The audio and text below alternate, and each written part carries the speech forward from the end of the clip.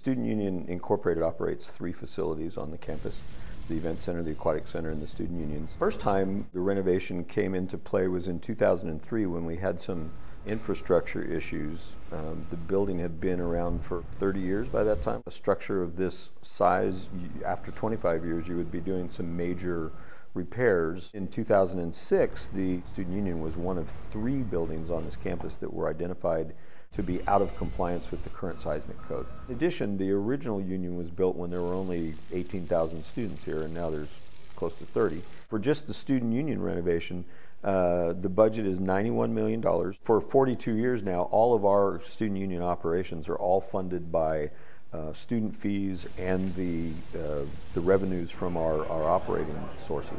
The negative comment that we hear from students is, why are we spending all this money on expanding a student union when we need more teachers, we need our classrooms improved? We just have to basically say, it's 2 different budgets. There's no state tax dollars being used here. The most positive comments, for the most part, come from transfer students that are coming here and orientation students.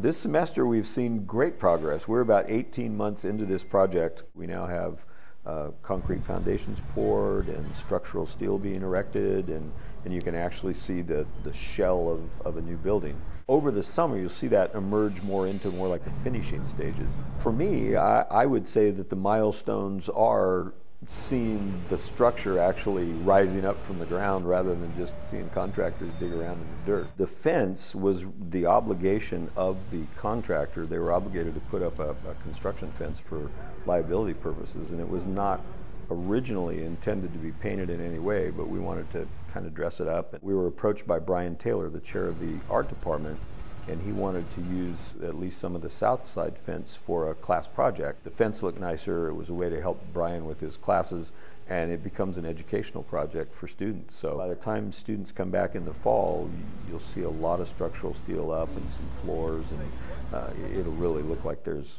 a building being built here. When the structure is complete in spring of 2014, basically we'll have Associated Students, government coming back into this building, AS Print Shop coming back into this building. Bowling Center will be renovated.